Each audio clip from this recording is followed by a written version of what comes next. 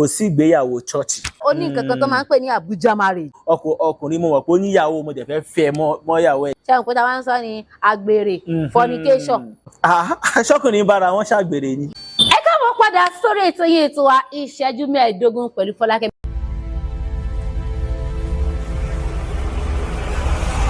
Padà sórí ètò yìí ètò wa ìṣẹ́jú 15 pẹ̀lú Fọlákẹ́mi. Tí ẹ bá dẹ̀ gbàgbé kó tó di padà dúró, amòfin mi ṣì wà ní kalẹ̀ Káyọ̀dé, amòfin Káyọ̀dé Ọlọ́nídùnyìn.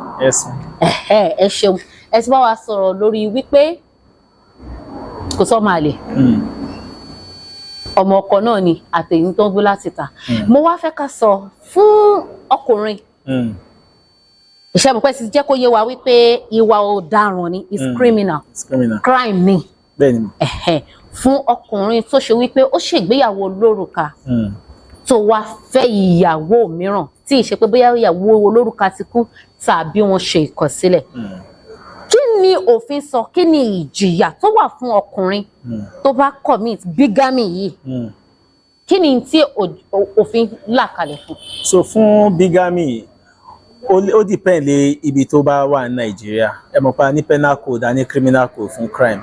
Ṣùgbọ́n imprisonment ni. Ẹ̀wọ̀n ni. Ẹ̀wọ̀n yẹn dẹ̀ lè tó 7 years. Ó lè tó 7 years. Fún criminal code 7 years ni. So ṣùgbọ́n ẹ wá sọ wípé ó tún depend lórí ibi tí wọ́n bá wà ní Nàìjíríà. A ní penal code tó ìyẹn ló ń cover northern part of Nigeria. Then criminal code ló ń cover southern part of Nigeria. Tó bá ṣe pé southern part of Nigeria ló ti ṣẹlẹ̀, kí ni òfin sọ? 7 years. Ọdún 7. Ṣùgbọ́n tó bá jẹ́ penal code tó jẹ́ láti northern side, ìyẹn bóyá bí mi wá ṣọ́ yẹn kí n má fún yín ní ẹ ṣeun. Ṣùgbọ́n fún obìnrin tó bá ṣe pé òun náà fẹ́ ń kọ́. Bigamy àwọn méjèèjì ni ó lè tó 7 years. Ó lè tó 7 years. Kì í ṣe pé bóyá ọkùnrin ìjìyà ọkùnrin ò pọ̀jù tóbìnrin lọ. Àwọn méjèèjì ni. Àwọn méjèèjì lọ dáràn. Tóbìnrin yẹn bá ti mọ̀ pé èyí ti ṣèyàwó. Ṣùgbọ́n èyí tó bá ṣe pé kò mọ̀, tó bá ṣe pé obìnrin yẹn ò mọ̀, ọkùnrin yẹn kàn díbọ́n ṣe àwọn pé fún àpẹẹrẹ irú àwọn tó ń gbé Àbújá, ó ní nǹkan kan tó máa ń pè ní Abuja marriage. So bóyá bí irú ẹni tó ṣe pé òun ò mọ̀, ìyàwó obìnrin yẹn ò mọ̀, ẹni tó ti fẹ́yàwó mi sí bóyá bí apá ibò míì, bóyá ní ilẹ̀ Yorùbá ló fẹ́yàwó sí tó wá d'Àbújá tó wá ní o tún single ó wá fẹ́ obìnrin tí obìnrin yẹn ò mọ̀. Kí ni òfin sọ fún obìnrin yẹn bẹ́ẹ̀ yẹn? Irú obìnrin tí ò mọ̀ pé ó ti níyàwó tẹ́lẹ̀, kò sí bẹ́ẹ̀ ṣe lè sọ pé èèyàn commit crime tí kò bá mọ̀ nǹkan tó ń ṣẹlẹ̀ ńbẹ̀. So kò mọ̀ pé ó níyàwó, ó ń kàn fẹ́ a single man ni. Sórí obìnrin yẹn. Ṣùgbọ́n mo rò pé wọ́n máa ń sọ pé òfin ignorance of the law. Ignorance of the law is not an excuse, but ignorance of fact can be an excuse. Irú èyí bá ignorance of fact ni kò mọ̀ pé ó ti fẹ́yàwó. Dẹ̀ bá sọ̀rọ̀ pé èèyàn commit crime, ó gbọ́dọ̀ ṣe nǹkan, ó ṣe marriage, then ó gbọ́dọ̀ ní intention àṣeṣe. So kò bá sí intention pé okay o mo fẹ́ ṣe nǹkan báyìí o, ọkùnrin mo mọ̀ pé ó níyàwó mo dẹ̀ fẹ́ fẹ́ mọ́yàwó ẹ̀ yẹn, kò bá ti ní intention yẹn lè sọ pé commit crime torí intention yẹn ò sí níbẹ̀. So kéèyàn tó lè commit crime, ọkàn àti nǹkan tó ṣe yẹn gbọ́dọ̀ papọ̀. So kò bá ní lọ́kàn àṣe commit nǹkan yẹn dáa yẹn báyìí tó jẹ́ pé ìgbà míì èèyàn lè commit crime, èyí sọ pé èèyàn commit crime, kọ́ọ̀tà sọ pé kò commit ẹ jẹ́ kó máa lọlé, bóyá kò mọ̀ pé nǹkan báyìí ló ń ṣe kò àbí kò ní lọ́kàn pé òun fẹ́ ṣe nǹkan kan lè ṣẹlẹ̀ bẹ́ẹ̀ yẹn. So ṣé lábẹ́ òfin ó ní nǹkan kan tí à ń pè ní panṣágà, lédè òyìnbó wọn adultery, ṣé àwọn òkúta wa ń sọ ní àgbèrè fornication, adultery, panṣágà. Ṣé òfin lápá jùlọ òfin wa lórílẹ̀-èdè Nàìjíríà ṣó sọ anything nípa adultery? Bí mo ṣe sọ, ẹ mọ̀ pé a bá sọ̀rọ̀ nípa òfin Nàìjíríà with regards to crime, ó ní south, ó ní north. So ní north, adultery ó wà as crime, but ní south, ní north ó wà as south, ó wà as crime, but ní south, adultery ò sí as crime. Kí ni ìdí tó fi yàtọ̀? Nigeria pín sí méjì. 2 different culture náà tí yàtọ̀ sí culture south. So nǹkan tá fi ní 2 different law nìyẹn. Ṣùgbọ́n tá bá sọ̀rọ̀ nípa sọ̀rọ̀ gbéyàwó ní gbogbo ẹ̀, ó lè jẹ́ adultery lè jẹ́ grant tí èèyàn tí wọ́n commit, for example ọkùnrin bá commit adultery ìyàwó ẹ̀ lè lò as grant fún divorce. Bóyá south àbí north ìyàwó lè lò as grant, ìyàwó lè lò as grant fún divorce. Ṣùgbọ́n kì í ṣe crime ní south but crime ní north. Kí nìdí tí ò ṣe wá ṣe iṣẹ́ ìyẹn wá fún àwọn ọkùnrin tó wá láti southern part ní liberty òmìnira láti máa commit adultery ni? Ẹ lè má gbé lọ as crime ó ní wọ́n bá èèyàn tó tí ọkọ ẹ̀ bá commit adultery kó bá lọ́ọ̀yà sọ̀rọ̀ wọn á mọ̀ bá ń ṣe rọra bá a ṣe hàn. So ó lè má lọ as crime, adultery as crime but ó ní under àwọn nǹkan mìta lè gbé sí. But ṣé ẹ rò pé nǹkan tí mò ń try láti fàyọ ó yẹ kó yé yín àbí nítorí pé ẹjọ́kùnrin lẹ ṣe?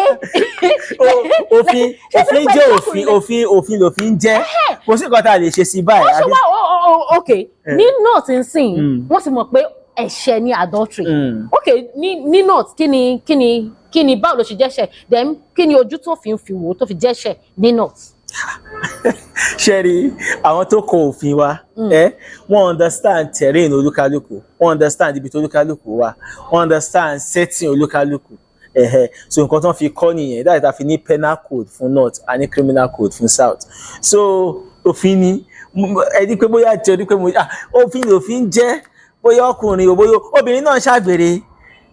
Kì í ṣọkùnrin because ṣùgbọ́n obìnrin ò lè dá ṣàgbèrè tí ò bá sọkùnrin tó kọ́kọ́ wá. Ṣọkùnrin lè dá ṣàgbèrè ọkùnrin ò lè dá ṣàgbèrè so àgbèrè ọkùnrin àti obìnrin náà ló ń ṣe so kì í ṣe pé tó bọ òfin lòfin jẹ́. Òfin lòfin jẹ́ so ó yàtọ̀ síra wọn apá ìhà gúúsù ní ìsìn báyìí kò sí tó ń jẹ́ pé èèyàn commit adultery ṣùgbọ́n níbẹ̀ ní apá àríwá a lè sọ pé èèyàn commit adultery ṣùgbọ́n overall lórí gbogbo ẹ̀ kí wá lẹ rò pé ó jẹ́ stand tí a lè dìmú pé bóyá bí ń sìn obìnrin lè dìmú láti sọ pé ọkọ mi mo caution pé ṣé àwọn pé tá a bá ń sọ̀rọ̀ nípa tá a bá ní ká wo statistic ẹ sòótọ́ o ọkùnrin ṣàgbèrè ju obìnrin lọ. ṣọkùnrin bára wọn ṣàgbèrè ni ọkùnrin àti obìnrin náà ló ń ṣàgbèrè.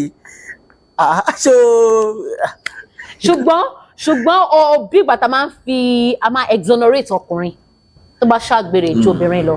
ẹ mọ̀ pé culture wa ó fọ́kùnrin ní àyè fún àpẹẹrẹ ọkùnrin lè fẹ́ ní under customary law under customary marriage ọkùnrin lè fẹ́ ju ìyàwó so bígámì tá a ti ẹ̀ ń sọ báyìí ẹ lè sọ ní customary marriage.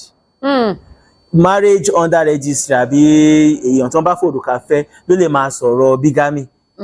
Èèyàn tó bá ṣe customary marriage ó lè fẹ́ as many as ti culture bẹ̀yẹn bá permit. Ti àwọn mùsùlùmí ní wọ́n lè fẹ́ tó 4. So èèyàn lè wá máa sọ̀rọ̀ pé bígámì nìyẹn. So nǹkan tẹ́yí mo máa gbà èèyàn níyànjú ni especially àwọn obìnrin ẹ bá fẹ́ ṣègbéyàwó ẹ ṣètò olórùka náà mọ́. Torí nǹkan tá a máa ń ṣe ní Nàìjíríà máa ṣe ti customary law á tún ṣe ti olórùka á tún wá lọ church lọ gbàdúrà lé. ìyẹn lẹ máa advice pé ká kúkú ṣe gbogbo ẹ̀ papọ̀. ẹ bá fẹ́ ṣe gbogbo ẹ bá fẹ́ ṣe customary ẹ lè decide pé ẹ fẹ́ ṣe customary marriage o ẹ fẹ́ ṣe tolórùka nìkan ẹ dẹ̀ lè sọ pé òkè ẹ fẹ́ ṣe tolórùka o ẹ fẹ́ ṣe ti customary gbogbo wọn ní àǹfààní wọn ṣùgbọ́n ẹ bá fẹ́ ṣe ti customary ẹ lè sì ṣe tolórùka so that èèyàn tẹ bá fẹ́ ẹ wá sọ pé kò lè gbéyàwó even though tẹ bá wà ní south ó lè lọ ṣe nǹkan tó bá fẹ́ ṣe o ṣùgbọ́n tó bá sì fẹ́ yín tẹ sì wà láàyè kò lè lọ gbéyàwó mi wá kò lè lọ fẹ́yàn mi mọ́ so ìyẹn nǹkan tí ẹ lè ṣe nìyẹn. So ní ẹni tó bá ṣe ìyàwó ní ìlànà ẹ̀sìn Islam òfin fààyè sílẹ̀ fún láti fẹ́ ju ìyàwó kan lọ ṣùgbọ́n ẹni tó bá ṣe mọ̀ pé a sọ pé àwọn kan náà wọ́n máa lọ pé inú ilé ìjọsìn mi ni mo fẹ́ lọ ṣe ìyàwó ṣé àwọn tó ṣe nínú ìyẹn tó ṣe church marriage ṣé mọ̀ pé àwọn èèyàn máa ń sọ wípé even Dáfídì kì í ṣe ìyàwó kan ló fẹ́ bàbá wa Abraham kò fẹ́ ìyàwó kan nǹkan tí mo wá fẹ́ bẹ̀rẹ̀ ni pé ṣé ẹni tó ṣe ìgbéyàwó náà nínú church ṣé òfin fààyè gbà láti fẹ́ ju ìyàwó kan lọ. ok ṣẹ́rí kò sí ìgbéyàwó church so bí mo ṣe sọ fún yín àfi tó bá ṣe church tó wà licensed àṣeṣe registry marriage so ẹ bá ṣe ní church tó wà licensed ẹ ti ṣe registry marriage nìyẹn èèyàn tó bá lọ gbéyàwó mi wá ó ti commit bigamy nìyẹn so but ẹ bá ṣe customary ṣe dá àwọn David àwọn gbogbo àwọn tẹ́ ẹ̀ rí fẹ́ sí yẹn customary custom tí wọ́n ń gbà yẹn nìyẹn custom tí wọ́n ń gbà yẹn ni pé okay o lè fẹ́ ju ìyàwó kan lọ so custom ìgbà tí wọ́n táwọn gbé nìyẹn so àwa yàtọ̀ sí custom tiwa báyìí àti wá lọ gbé custom òyìnbó wá ìyẹn la wá fi ń ṣe registry custom òyìnbó dẹ̀ wá sọ pé ọkùnrin kan àti obìnrin kan ló máa ń fẹ́ra wọn as far as wọ́n bá ti wà married ẹ lè gbé ìyàwó mi wá ẹ lè gbọ́kọ mi wá so bó ṣe rí nìyẹn.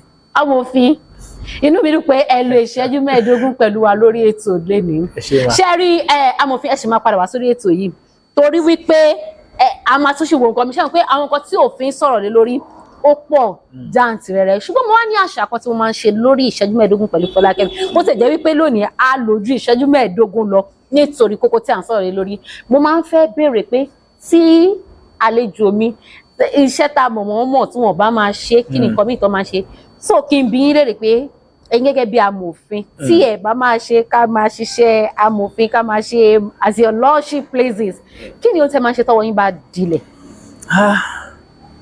mo máa wo bọ̀. ẹ fẹ́ràn láti máa lọ wo bọ̀ ṣùgbọ́n ṣe máa ń gbá bọ̀. kò sáyè mọ́ mo máa ń gbá tẹ́lẹ̀ bọ̀ kò sáyè mọ́. èyí ò tiẹ̀ lè mọ bọ́ọ̀ gbá àwọn ìdára wa láàmú ó jalè. ẹ ṣé gan ni amòfin Káyọ̀dé pé ẹ jẹ́ wa lórí ètò ìṣẹ́jú 15 Fọlákẹ́mi ẹ̀yin wa mo lérò pé ẹ ti gbádùn ètò wa fún ti ọ̀sẹ̀ yìí ẹ sì ti rí ẹ̀kọ́ kan tàbí òmíràn kọ́ ẹ wo èmi ò wá láti wá castigate lórí òyìnbó mi ò wá dálé ẹnì kankan rú o a kàn wá wo nǹkan tí òfin sọ nípa pé èèyàn fẹ́ ìyàwó kejì àti ohun tí ẹni tó jẹ́ ìyàwó kejì ohun tí òfin sọ nípa rẹ̀ òun ni títí ìgbà mìíràn tẹ́sán láǹfààní láti máa pàdé wa lórí ètò mo máa ń sọ fún yín ẹ like ẹ comment ẹ share nítorí wá ṣe pàtàkì jùlọ ni pé kẹ́ follow gbogbo àwọn handles wa ẹ subscribe sí channel wa ìyẹn ló máa ṣe encouragement fún ètò yìí láti máa tẹ̀síwájú títí ìgbà mìíràn tẹ́sán láǹfààní láti pàdé wa see ya.